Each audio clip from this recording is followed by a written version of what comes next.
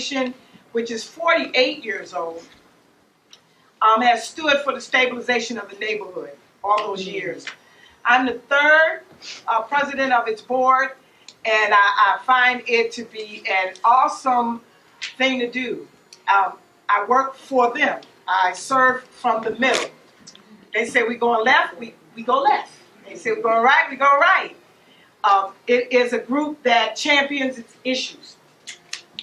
One of its issues is, and you'll hear more about it today, is what happened to our environment when they put a major roadway knifed it through the middle of our neighborhood. But we got lots of victuals. Karen and the team were up all night cooking. And we'll get right through to the program. So I want to introduce Karen Stanley Fleming, who is the executive director of our association. This association I'm talking about is the Restore Our Community Coalition. Karen. Thank you, Stephanie. Thank you, everybody. In fact, I'm going to come up here by Mr. Baxter because we wanted this to be like a fireside chat. Yeah. Now, this is not, what's the show on PBS? Value That Antique? Well, it's not Antique Roadshow. But being a person who really loves antiques myself, I just had to point that out. And I hope, again, that all of you enjoy this feeling, this festive feeling of Headley Place, because we wanted this house to be a place that gave honor to the history.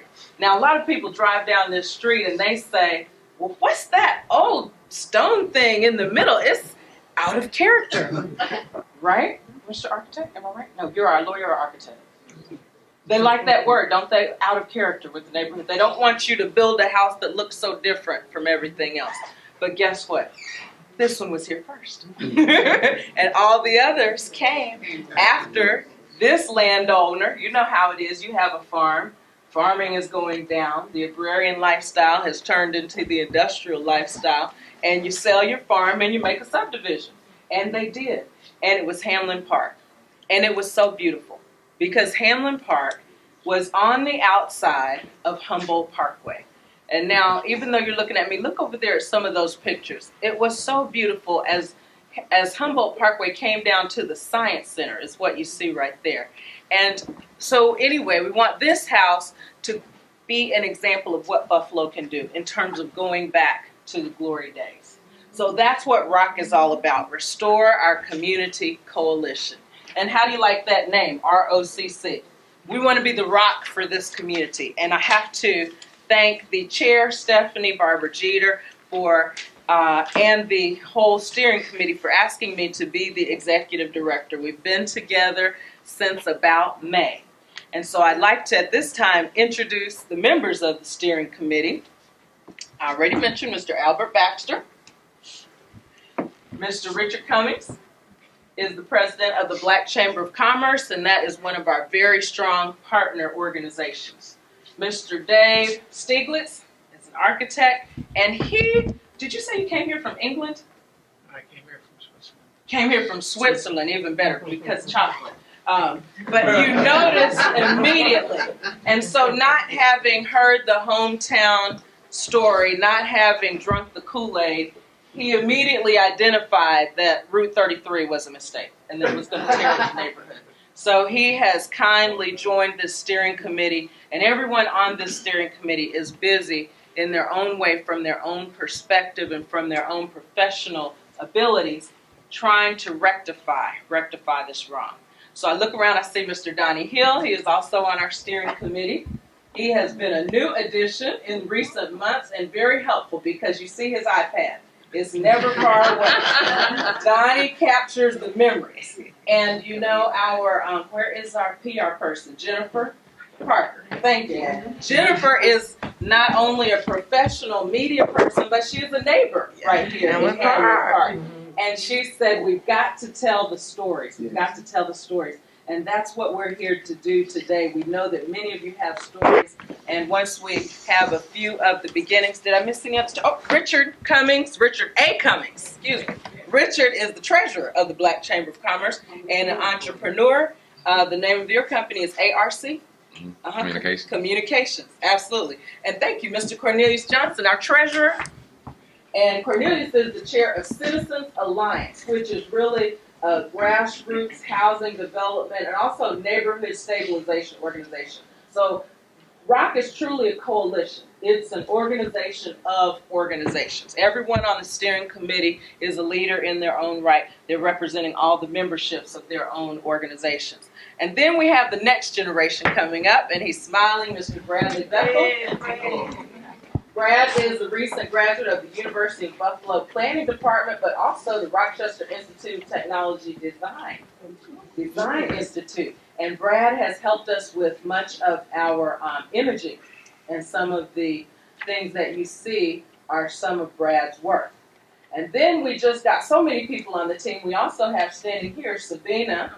Sabina Ramsey is our consultant, and if you look at rockbuffalo.org, ROCC buffalo.org, you will see Sabina and her team's handiwork. So you can see that we are trying to engage as many professionals as possible in addition to our volunteer steering committee members to push forth our mission. So without further ado, I want to, Mr. Cummings, if I ask you to get up 1 minute and Stephanie come by the fireside, because I'm just going to do a little interview with Stephanie and you all are going to be listening in, I know, and learning the story. Can I borrow your chair? Now, Doug, is this where you want us? Yep. Okay, great. And Sabina, I'm going to ask you to stay low. Oh, okay. Okay. All right, Miss Stephanie. So one of the first things we want to cover is about when the Olmsted Parkways came to be. And I should mention also, Mr. Cummings represents the Olmsted Parks Conservancy on their board. Are you the chair of their board? No, just He's on the board. trustee. Not just a trustee. How big is that? A trustee of the Olmsted Parks Conservancy. So we thank you for representing actually two organizations. But Stephanie, let's go back to the beginning and Olmsted and the park. The Humboldt Parkway was not the only one. Well, the Humboldt Park was not the only one. As all of you may know, the guy who's established the park system, he wanted us to feel like we lived in the park. So there are 5 parks in Buffalo connected by parkways, right? This parkway, and you got to think of the other parkways, McKinley Parkway, Bidwell Parkway, y'all know what I'm talking about. You know where I'm going, Lincoln Parkway, right? Then there's Humboldt Parkway, right? Which is sad to say that the difference has happened there. Mm-hmm. But when you think about the history, and I have to connect the history of ROCC with Hamlin Park, because in Hamlin Park, as the city changed and people left, this neighborhood was bought by the current group of owners within 11 years of each other. In 11 years, the whole neighborhood changed. And then this special road came through. People were crazy mad. In fact, when I remember people like Margaret Strasner and Charlie Perkins, Yes. they were among the first homeowners at that time. They were angry. They created a process by which they went door to door collecting money, and they got a class action lawsuit to stop the construction. Can you imagine that? Now, I know we can sell candy, Girl Scout cookies, but can you imagine raising enough money to stop the work? Well, then, of course, they didn't have as deep pockets as New York State DOT, and they lost the case. Well, 5 years later, NFTA said, we're coming down Main Street, right by your neighborhood, with underground rapid transit. Well, again, this group jumped into action. They said, we're going to win this time. They did it again, and they won. Now, they were going to come to Main and Kensington and go up Kensington to Cheektowaga, above ground. So people said, oh, absolutely not. So now that's why the underground railroad goes from one end of Main to the other end. We're sorry about it, but we didn't want it going through our neighborhood along Kensington Avenue. You know where Sisters Hospital is? They were going to take that hill down. They were going to go straight out. That tied both the Hamlin Park taxpayers and this roadway forever together. Because when they put the road up, they blew it up with dynamite. Yes. They do all kinds of things. Y'all remember that as kids. So it was a time when you cried You know, a time when you said, how is this progress? And so we wound up with what we have now. So we are back because they did this in 30 cities, 30 American cities. 12 of them, they fixed it, right? The Big Dig in Boston, some of you may know about it. They did some in Arizona, right, Brad? Phoenix, Arizona. Phoenix, Texas. Dallas, Texas. So, you know, the rest of the country's getting it, you know, fix this crazy notion. So that's why we're here. The two groups are tied together that way. Yes. Now, the Hamlin Park taxpayers are also known to be in coalition with many other groups. With many groups. And before I said it, because Clark Eaton, who is not here, started this whole notion back in 1978 when he got the first drawings. He came to City Hall. Jimmy Griffin was mayor. And he began to talk about it. And everyone said, oh, that's a wonderful idea. It's just wonderful. Remember that? And but no one's going to do anything about it. He kept the idea alive till now. He's home today. He's recuperating from a little surgery. And he really is happy that we've moved it on. So I'm glad all of you are here to help us make this happen. Thank you, Stephanie. And that's how it talks about the power of numbers. Yep. Mr. Eaton was one person, but he had an important story, and he enlisted the help of others. So now let's hear from Mr. Richard Cummings and the story about the Black Chamber of Commerce and why you are behind this idea with ROCC. And please also feel free to weave in the Olmsted story, because the tragedy of destroying one of the most beautiful parkway systems in America. That's a lot for the short time that she's given me to talk. But just trying to be very concise in recognizing time limits. I first would like to mention that the Black Chamber of Commerce. The Black Chamber of Commerce's role is to improve the conditions of the black business community in the western New York, and more specifically, the city of Buffalo. And that has taken us through many phases. When we first started out, we were somewhat naive. We thought that we'd snap a finger and put the idea on the table and things would happen, but it hasn't been like that. The Black Chamber of Commerce has been in operation now for maybe 21, 22 years. And we're almost like a day old, because some of the issues that we were getting ready to charge at way back then, we're still, well, we're not getting ready to, we're charging at them, but it's taken a very long time. And one of the charges that we identified early is that collaboration is a key in the success of rebuilding a community. You have a lot of different ideas, and not that any one is less significant than the other one, there's just a lot of them. And how do you bring them together? And one of the things that we do is about jazz. Jazz is a piece where you get musicians who don't know each other, and they can get on a platform and present a musical presentation that becomes world-renowned just by having all the different ideas that's put there. And our collaboration effort is the same factor. That what we thought is that if we can bring some, I'm going to use the word brilliant, but I don't know if there's anything less than brilliant people in this community. But we wanted some brilliant minds to sit at the table and focus in on specific issues at one time. There are a lot of things, and if you get diverted and try to talk about all of them, you find that your hour is gone. So we were specific. And the specific thing in terms of the black community is that you have Jefferson Avenue that I'm sure everybody's familiar with, and you have Fillmore Avenue, everyone's familiar with. And if you look at the commercial atmosphere of these communities, you say, wow, that's a dying commercial atmosphere.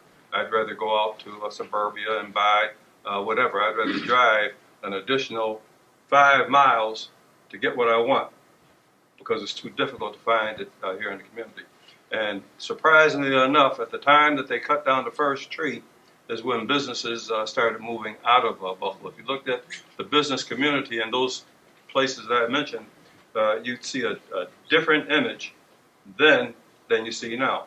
And that image began to change back in the 60s when they began that process of destroying our community. Well, not really destroying it because they haven't done that. If you go up and down Humboldt Parkway, presently the Martin Luther King Parkway, and you look at it now, you see some very brilliant people that have done some things with their properties that is hard to believe. They've survived in this hostile environment. And it's a rewarding thing to see that kind of courage. And what we wanted to do at this table that I'm talking about is bring that kind of courage collectively into resolving the problem. So we see that if the Parkway is reestablished, it then begins a tone. The Parkway began that process of tearing it down, and we believe the Parkway can begin that process of building it. And we believe that if we can put this cover, we'd like to go all the way to the 198 and beyond.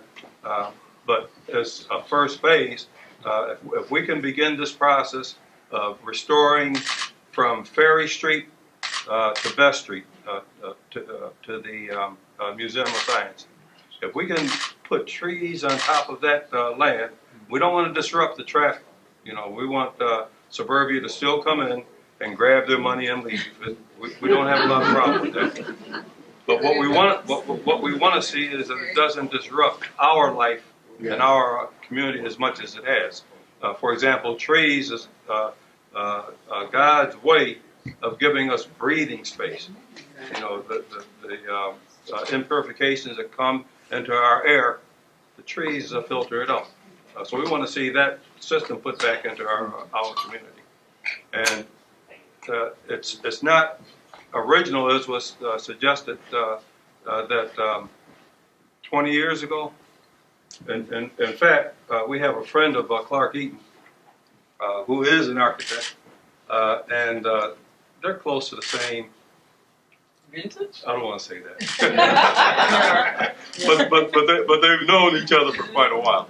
And when there was conversation in the mind of Clark Eaton, Clark bounced it off of his friend, and I want Dave to speak just a second on that relationship, because that kind of began a thought, and then later on we picked up the thought and carried it through. Dave, could you just say? Very briefly, it was really, I was a newcomer to Buffalo in '68, and I had met Clark, and they were just finishing the terminus, kind of the end of the expressway, and I was nonplussed because I had just been in Europe for 5 years, working in all over the Middle East and seeing beautiful, beautiful things, and had learned a whole new respect for archaeology and ancient artifacts. And it was clear to me at the time that this particular artifact, the Humboldt Expressway, with the trees and the whole links between the park, the Martin Luther King Park and Delaware Park, was the centerpiece of Olmsted's masterpiece, and it was his masterpiece. And when they did that, in my mind, I thought at the time, you know, this is equivalent to taking down one of the great monuments in American culture. It's equivalent to going to Paris and cutting down the Eiffel Tower. I mean, it's that important. This was the central piece, and it was also instrumental in holding this community together. And as soon as they did that, the community fell apart. We now have two communities, which we struggle to bring them together politically, socially, culturally, in every way because of this damn road. And so Clark's idea, which I immediately jumped on with him, was to try and figure out a way to cover it, which made eminently good sense. So he's been on this. I think we had our first conversation in the early 70s. Wow. Really.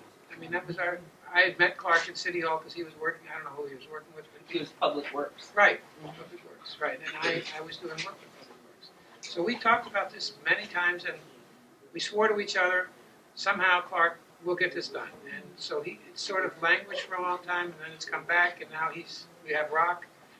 And it's, I think, probably one of the most important, from an artistic and cultural and economic initiative, it's probably the most important thing we're doing in the city. I mean, we can talk about the Peace Bridge, we can talk about a lot of other stuff, but this cost this city $250,000 in terms of its value, because it split the community in half and everybody moved out. Didn't have to move out, probably wouldn't have moved out, but it's a travesty that needs to be corrected. And so I think I've been really privileged to work with everybody to kind of participate and throw out my ideas a little bit here and there, and I've been absent the last few weeks, or the last few months, but I'll be back. I'm back. And I'm very excited about this. I think it's a great enterprise. Well, Dave, we appreciate that you're bringing up that Mr. Eaton and you had so many conversations, and the point is each one reach one. And we're here today also to ask for your help. Everyone in this room can help in your own way. We have lawn signs outside. Today is the official launch of the I Remember campaign. And so we've asked this question: do you remember when Humboldt Parkway was beautiful? Or even, have you heard about when Humboldt Parkway was beautiful? Because I must confess, I'm not a native Buffalonian, and so I was not here to see the trees cut down. But I can imagine that would have been a day, if we put it in Bible terms, weeping, wailing, and gnashing of teeth. Can you imagine a beautiful park? And it's almost like that song, they paved paradise and put up a Route 33. Mm-hmm. So we have a lot to correct. And if you guys have been talking about it for 20, 30, 40 years, keeping that flame alive, then the work for us today is to help to spread the message. Everyone here can take a lawn sign. You can please log on to our website, our Facebook page, forward it to your friends. We're happy that you're here today because, as we see, we have representatives of the media. So now they can go back and report that people are interested in this issue and that attention is being gained and the groundswell is happening. Because this isn't just an idea anymore, and it never was any small idea. It's a grand idea. It's actually a vision. It's a vision for the new Renaissance of Buffalo. And dare I say that there is much Renaissance going on. And if I might point out, Ms. Bonnie Kane Lockwood, we are glad to have you here on behalf of Representative Brian Higgins. And we certainly appreciate all that he continues to do for the economic renaissance of Buffalo. We love what's going on with the waterfront. Love it, love it. We would also love to see Route 33 as the Humboldt Parkway Promenade as a fitting, beautiful gateway, a gateway to Buffalo and even really to the waterfront. So if you please carry back that message that we want to see a beautiful, fitting gateway to our city and to the waterfront. Thank you. Jennifer is holding up the sign. And see, it's simple. It's simple. I remember when Humboldt Parkway was beautiful. I remember when Hamlin Park was beautiful. And when, as Dave said, the neighborhood was one and the community was one. And everyone was participating in the economic vibrancy of Buffalo. Jefferson Avenue was bustling. Fillmore Avenue was bustling. And again, this is our slogan, this is our logo. I remember. So as we continue to enjoy our refreshments today, we're going to ask some of you to come and sit in this chair and say, I remember when. I remember when my family moved into Hamlin Park. Donnie, I know you have a big story to tell. Why don't you just tell a little bit about how your childhood was leading up to you being in the Bennett class of 74?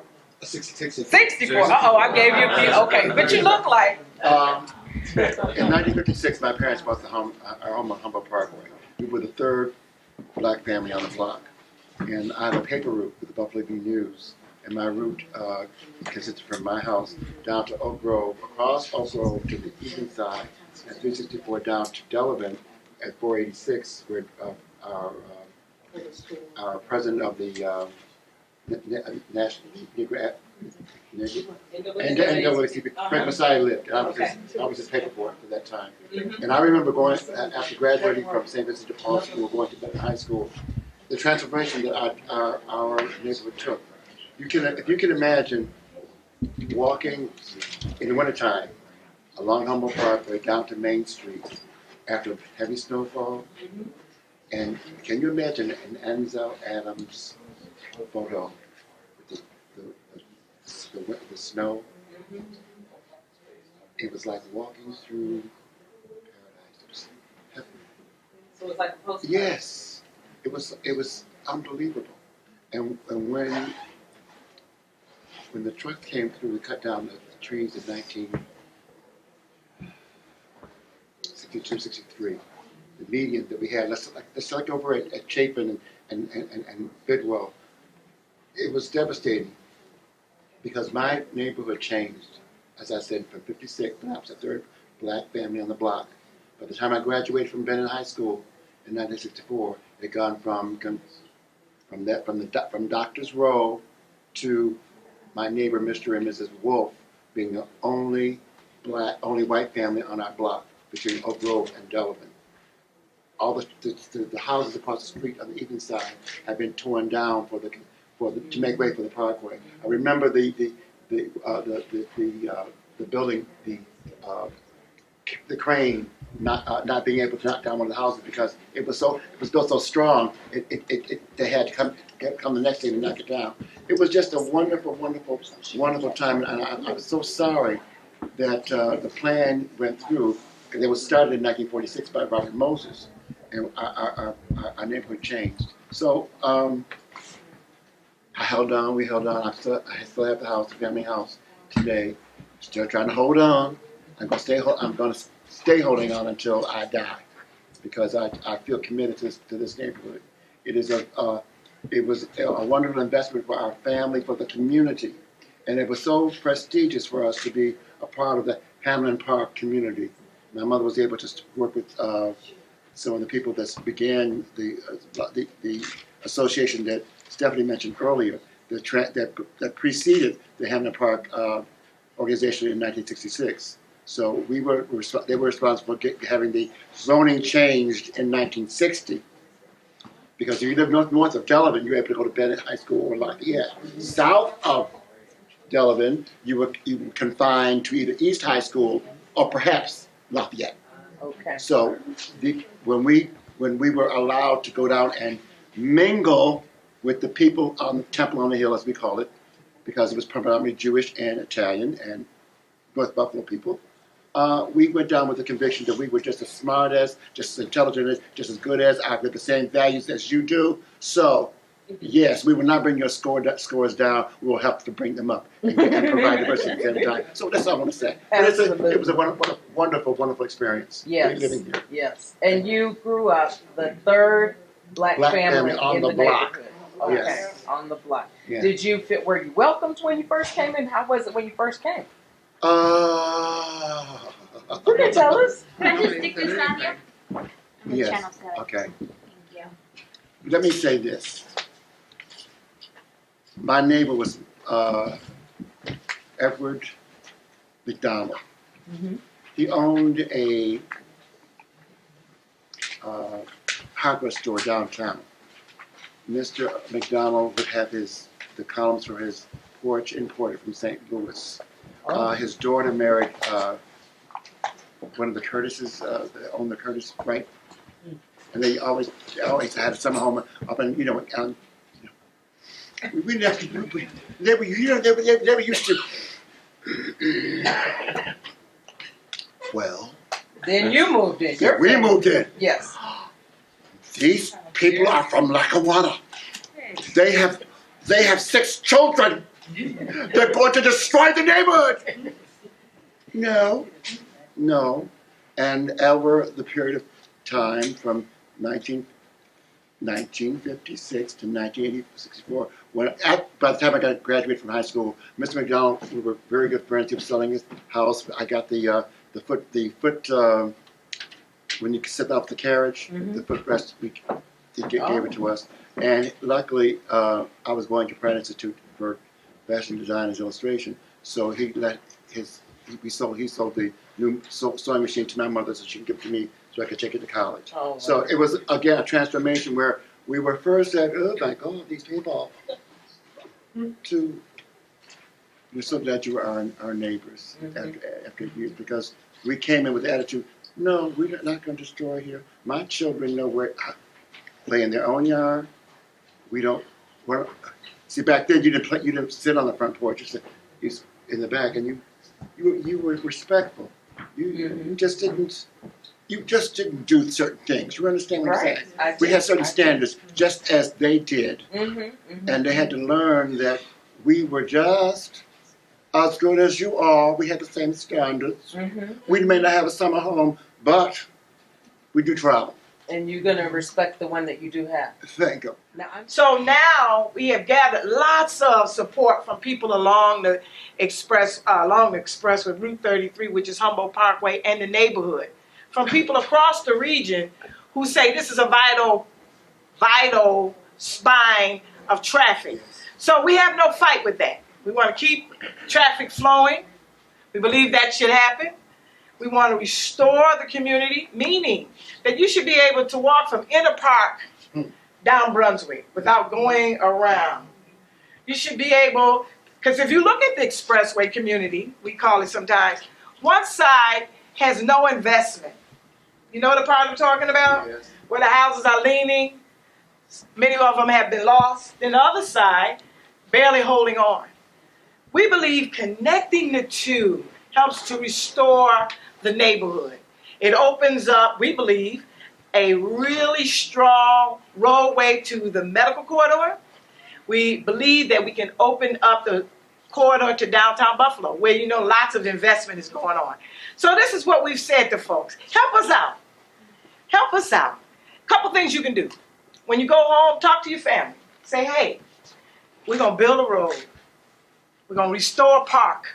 We want you to take one of our signs, the I Remember signs. Did I see those earlier? Mr. Baxter, will you have that sign? Mr. Baxter, thank you, sir. Put one on your lawn. If you don't have a lawn, put one in your window. If you don't have a window, carry it with you on Christmas dinner. we believe that this will restore in the hearts and minds of people that is real. We began doing this about 4 years ago because we began to look at the incidences of upper respiratory disease along the 33. And in the last 50 years, one person in every house has died today. So we said, let's fix that. Then we said, let's fix the economic impact. Economically, if we restore the road, we can restore Fillmore and Jefferson. Because you begin to put the traffic back where businesses can be. And then, you know, we had a little conversation with the kids at UB. We had a 6-month-long study with 2 schools of architect and planning. And they said, you know, y'all can do some real interesting stuff. We said, really?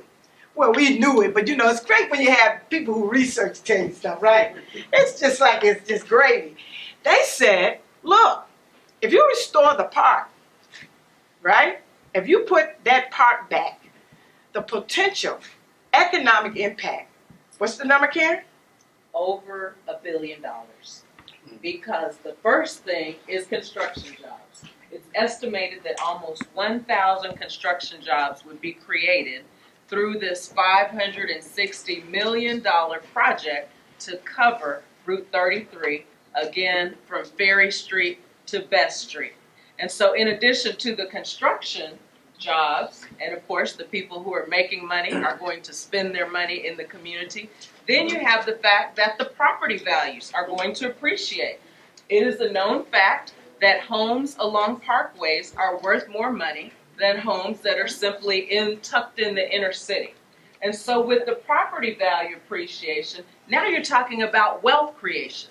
Wealth creation for the families in the neighborhoods like Hamlin Park, families in the areas around the Museum of Science and MLK, and even beyond the economic impact, don't forget the quality of life. How beautiful it would be to restore Olmsted's original vision. Why is it that of the 5 parks that exist and the other parkways which serve as a lifeline to their community, again, remember Bidwell Parkway, Lincoln Parkway, those are places that people want to move to. Well, if Humboldt Parkway is restored, then perhaps we can stop the bleeding stop the blight, even the crime. Because when you have a better looking neighborhood, when your property values have increased, when we get back the character and the values that Donnie talked about, many families, those values are still here. But for others, the homes have changed hands so many times. Many of the homes in this area in particular are owned by absentee landlords. As you know, they're rented to Kenesha students. We have no problem with Kenesha students. We were young once. We know it's fun. But then again, we need for them to be respectful of the community. So as we try to get back toward owner-occupied homes, that is very important for us. Owner-occupied homes in Hanlon Park. Well, what would cause someone to want to be an occupant and an owner? Well, it's got to be the feeling that the property value will appreciate and not depreciate. So that's what we're looking for in restoring our community. Economic impact, environmental benefits, and quality of life. If you don't remember anything else, please remember those three things today. And as you carry the message forth, because we need to make a groundswell. Why would we do that? We would do that because of the economic impact of jobs and wealth creation and the increase of property values. We would be doing that because of the environmental remediation, correcting the pollution that happens with the heavily traveled roads like Route 33, improving the safety and health for our children. Again, they're the most vulnerable amongst us. So I would just imagine that many of the people with the respiratory illnesses are either the very young or the elderly frail. Well, this is not how a civil society treats its people. So the environmental impact is important and the quality of life is important. So remember this, think about this, right? Because we're in a time in our society where we got lots of demonstrations and public unrest about a whole host of issues, right? But I submit to you in the conversation that often the conditions that exist give way to some things happening. Had not everybody left town or left the neighborhood, some things just wouldn't happen, right? I'm inviting them back. Come on back home. Come back home. I run into people all the time and say, you know what? I grew up right over there. And they tell me this fantastic story. And I say, come back. They said, you know what? Maybe. I'm suggesting that this road, if restored correctly, is awesome for the city. In fact, the UB kids, and I encourage all of you to go over to the museum. We had a model put together the size of this table. It is. It shows the road. Oh, wonderful. We got plans for new fill-in housing that look like the housing is there, not the, y'all know what I'm talking about, the special housing that you roll down the street and say, well, where did this come from? Not that kind, not the colorful houses, but the houses that fit in the neighborhood. People said, I really want to look at that. But the kids from UB had this notion that kind of struck us. We was like, what? But sometimes you get young people involved. And they have a little, think of the kids at your house, pooking it, right? He said, where did you come up with that idea? Well, this is the idea they thought about. They said, hey, that road y'all got there? That road goes everywhere. Goes to the world. Okay, what does that mean? They said goes to the world. Think about this. In the future, y'all go down 150 feet. Okay. They said, and take it out to the airport. Take it to other economic hubs where jobs are. We said, okay. Oh, that's a thought. That's a thought. Think about it. The possibilities are real. It's a huge job program. I'm glad the congressman's office is here. We talked to him. He was like, yeah, that's a real good thought. So we're going to be working with him. And so what we ask you to do is when you see him, Congressman Schumer or Congressman Higgins or Assemblywoman Peoples or the mayor, all people who've expressed an interest and strong support, tell them that you're supporting. Say, hey, I support that. I'd like you to do so too. Send them an email. And your Christmas email that you sent out, I know you have one with your family picture. Just kidding. Send them, say, hey, support the 33. Get a sign. Invite folks over to the Museum of Science to look at our model. We also have a flyover where they flew over it and they took photos just so you can see the impact. But think about that. If they did that today, it would be considered environmental treason. They had 4 public hearings. People said, don't do it. Don't do it. Don't do it. Don't do it. And they did it anyway. So now we have an opportunity in our generation, because none of us was on the committee that decided this, right? We were all kids or very young people. We had no power. We could change it. We can change this right now, right here. So with that, I invite all of you to eat Karen's food she cooked all day and all night, and just kind of talk with us and take some of our stuff. We got awesome pictures. If you have a Facebook page, take some of our pictures and put on your Facebook page. We have a Facebook page. We got a like Facebook our page. Facebook page. Like our Facebook page. BFLO Rock. BFLO ROCC. I just want to say one other thing, because what you're going to hear is that there's no money, it can't be done. I've heard that about every project that's ever come down the pike, and all those projects got done. The interesting thing is, the latest one that I was involved with was the public schools. The city's broke, there was no money to fix up the schools. I said, okay, let's figure out how to do it. We came up with a privatization process that paid $1,250,000,000 to rebuild every single school in Buffalo. We now have the best public school system probably in the country, even though the system itself is still needing some tweaks. But the buildings are in fantastic condition. It took 10 years, but it was all done using a completely different mechanism. It wasn't bonded. We did it completely differently. And my suggestion here is the same kind of thinking about how to do this project out of the box, because I'm sure, in fact I've heard, that there's no money to do it. So what we have to do with those people that say there's no money to do it is to sit them down and say, yeah, there are a variety of ways of doing this. And I'd be happy to sit with anybody and just say, this is how we did the schools. We can do the same thing here. So I don't want to ever hear that it's impossible to do because there's no money, because that's absolutely not true. Not true whatsoever. It's a way you have to find it and you have to package it correctly. Right. And then the project will happen. That's the single biggest stumbling block, and they'll use that over and over again to say it can't be done. Well, they found the money to do it, to tear it down.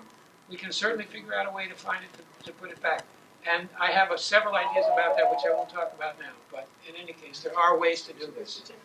Thank you. Thank you. I'd like Go ahead. also- Yes, please. I'd like to mention also, along with that thought, keep in mind that what we're talking about is an investment into the community. It's not what it costs. There's an investment. And once that investment is made, 2 times the amount of investment is going to be returned to the value of the community? And that's just a modest figure, a very conservative figure. Because if you think in terms, if we're ever able to attract the business community back into this community, the game is won. You know, we can grow this community to the stature and the value that it really is just by beginning that attraction. Right. So it's not just about this small road in the inner city of Buffalo. You know, it's not that. It is what the UB kids call the road to everywhere, right? And it is restoration, right? And it's paying allegiance to the people who stayed and kept it going, okay? The money is here in the country. It isn't out there, oh, can we get it? The Tappan Zee Bridge, right? They're trying to get that going. They spent more money on that than we're asking for this. And it's nowhere near finished. The money's in the country. Congressman Schumer, Senator Schumer reminded us that the money is here in the country. So we need to be able to say to folk, you know, this is not something we think we might want to have happen. I'm the head of a taxpayers association. So the last thing I want to do is a new tax, right? But the money is in the country. We've already paid this. It's sitting there in a pool of money that we could tap. So need your help, folks. Hi, hubby. This is my husband, y'all, right there. He puts up with me being on everything. Hi, Ed. He's hiding back there. So take a sign, put it on your lawn, give it to your friends, send an email or write a letter. And we're going to have more of these around the community to let people know what we're doing. The next big step, obviously is a study that prepares for the construction. So we're going after that now. We got good feelers about where that will come from. That's the one that does all the drawings and says what goes where. And then we'll be building. And then we're gonna have a world-class party at the corner of Ferry and Humboldt. I'm inviting you to bring everybody in your family. We're gonna block the street. But before that, this spring, we're gonna have Jennifer told me not to say it this way, but I'm gonna say it anyway, the 1,000 Tree March. We're gonna march from one end of this construction to the end, right? With a little tree, little paper tree. She said we can't use real trees. Little paper tree, and we're gonna get as many people as possible. We're gonna shut the road down, and we're gonna do a public demonstration of what it would mean to unite it. We're gonna throw some stuff across the expressway at each other, and hold it over like it's a cover, and it'll be this spring. So I encourage you to come. Bring your young people. You know, I brought my niece, my goddaughter, Sakia today, because I want her to remember that it used to be a hole, but no more. So when it's her turn to build the road out for the train underground, she can remember that all of us were in a room talking about getting this done. Because that's what they need to see. They need to see us doing it. So bring your young people. I can't throw anything across the expressway, but we probably got some kids in our neighborhood who can make that happen. So we invite you to do that. Absolutely. So with that, everyone, again, thank you so much for being with us. Again, this is the launch of our I Remember campaign. Please visit our website, roccbuffalo.org. Like our Facebook page, share it with your friends. Email, write, call our congressmen, our senators, our elected officials, and join the movement. It is no longer an idea. It is a movement. I remember the movement. Thank you.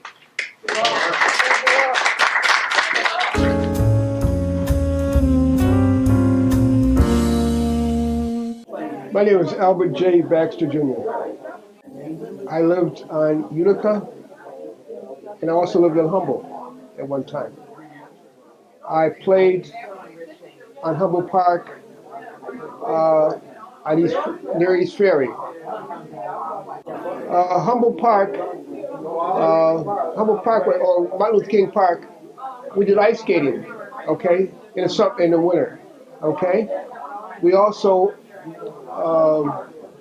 I belong to a church, St. Nicholas Church, and I also knew about Jefferson Avenue. It was full of businesses. Also worked at the Sears and Roebucks, okay, when it was there, okay. They created a lot of business, okay. I remember when they put the parking ramp. The parking ramp was $1 billion parking ramp, okay, at that time. Everybody enjoyed Humboldt Park. Everybody, they loved it. You know, it was the most amazing place. Oh yeah, I delivered papers, right? I read on Humboldt Park, yeah. Oh yeah, if I did the landscaping and what have you, yeah. In fact, on Hamlin Park, that was a street with no fences. Did you know that? It was a street with no fences, because all the people in the neighborhood got along with each other.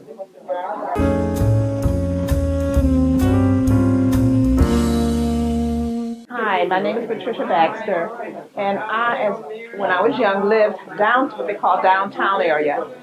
The Humboldt area was called the Cold Spring area, and I live downtown. But at the moment, I know that there is a DVD called The Yard People. And in that DVD, it talks about how there were never any fences in the backyard on Humboldt Avenue. And all of most of the African Americans who were doctor lawyers, all had special occasions every week, and they would go from yard to yard to yard. I've seen the tape, I enjoyed the tape, and I'm going to try and give it for the group to be put on for their Facebook page. That's all.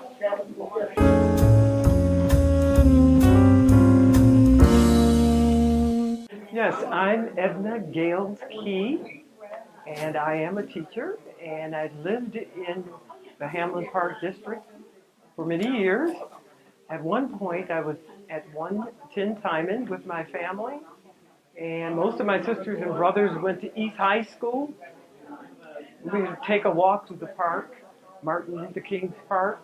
We'd play in the park. And my brother worked at the Museum of Science at the time, and he's now a medical doctor. He actually took care of the live animals at the Museum of Science. We had a lot of fun at that point. When I was in high school, the ratio of blacks to whites, it was 50-50. And by the time I was a junior, the whole high school, it actually turned black. So. But it was a beautiful area. I loved being a part of Humboldt. And right now, I'm right around the corner at 40 Beach Avenue, and I enjoy my house. I enjoy the neighborhood, with the exception of the Canisius College students. But I think we're going to be blessed with this project, and I thank you for your time.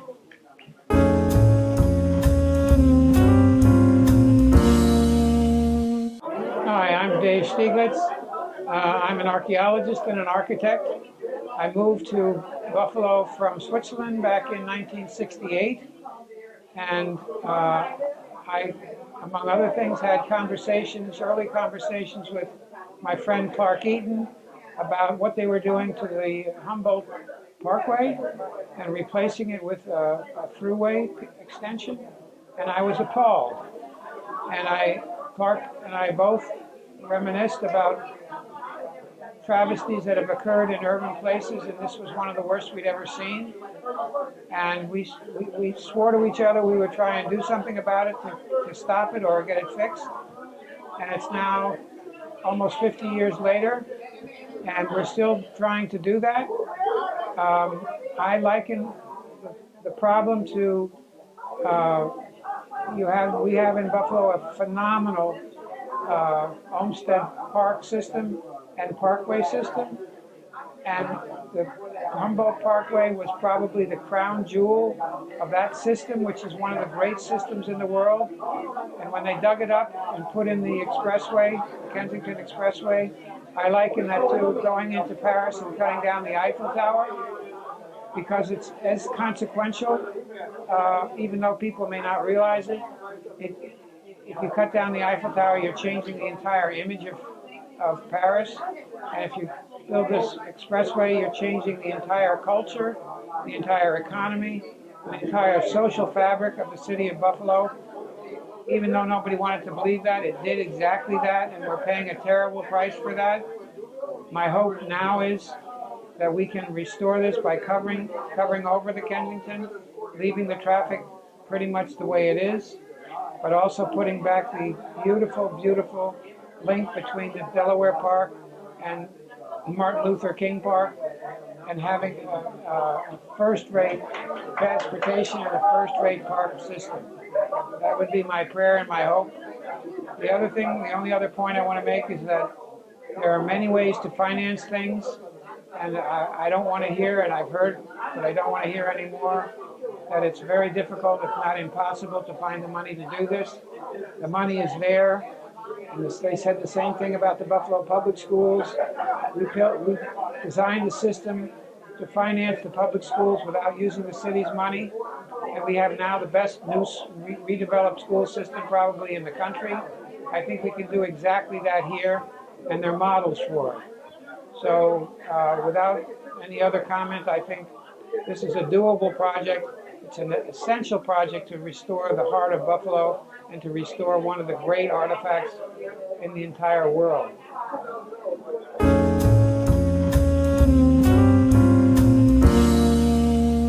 My name is Maxine Herring-Hall. I moved on Brunswick Boulevard in 1957, I believe it was. My mother purchased a house on Brunswick after my father died. I was not really too much aware. I knew the Humboldt Park was where it was because we used to go visit someone on the other side of the street, and we used to walk through the park, up and down, and you could kind of sit around and have like a little picnic sometimes in the park. And once it changed over, it was a shock to everyone. It was uncomfortable, and I knew the reason why it happened. And when it did happen, the different blacks, as well as my mom, who had bought property on Brunswick, they bought it from the Jewish community, and they knew about the throughway, expressway coming through. That's why they made a decision to sell the property. So they sold the property mainly to blacks, and the blacks moved in and the whites moved out. So that was the changeover from the Hamlin Park to the expressway.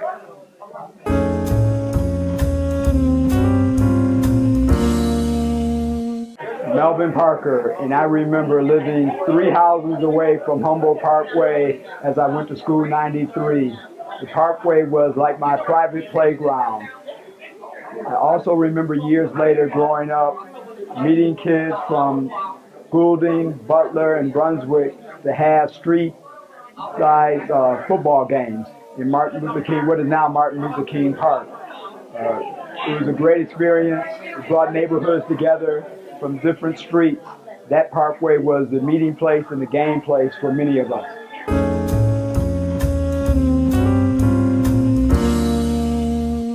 Hello, my name is Bradley James Bethel Jr.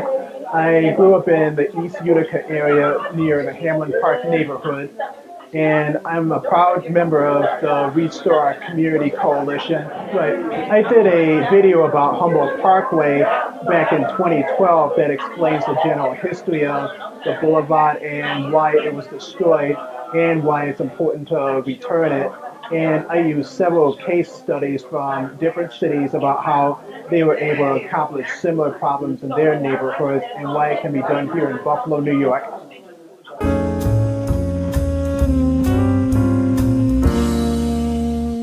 My name is Cornelius Johnson Jr., and I became a part of the ROCC organization. I am the treasurer for the ROCC organization. And I got involved in this for one of the reasons that I was involved in this and did get involved in this is that I had family members who lived on Humboldt Parkway. And I can remember visiting those family members back in those days that when they lived on Humboldt Parkway, and the Parkway was a beautiful place to visit. The homes were very beautiful. They were large. They had wood, grain. I mean, just the interior and the exterior of the homes were very, very, very beautiful. And to see the dilapidation and all of the housing deterioration that's going on in that area, and knowing the Bidwell Parkway, the Chapin Parkway, and the Lincoln Parkways, and to know that we have a parkway that's right in the heart of our community that used to look like theirs look now, it's kind of hurting. It's a hurt feeling, and I would love to see it restored. So that is one of the reasons why I joined that board. This community needs to have some restoration take place, and I would love to be a part of that restoration. And that is why I remember, or what I remember about this Restore Our Community Coalition movement.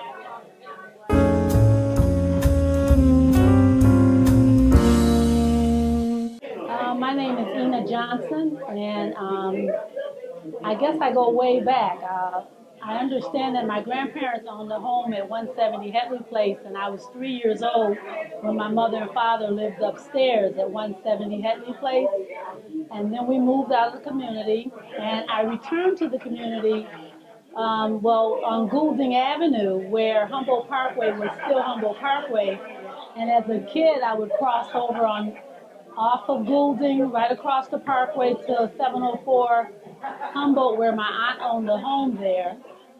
I moved back into the community when my son was about 5 years old, and I back to 170 Hetley Place, and then we bought a home down the street at 132 Hetley Place. So I do remember when Humboldt Parkway was all green, and we'd walk up to the Science Museum, And it was a beautiful, beautiful connected place. Unfortunately, after the expressway occurred, that all went to pots. That's one of the things that I remember about being in Hamlin Park. And I'd love to see it return to where it used to be.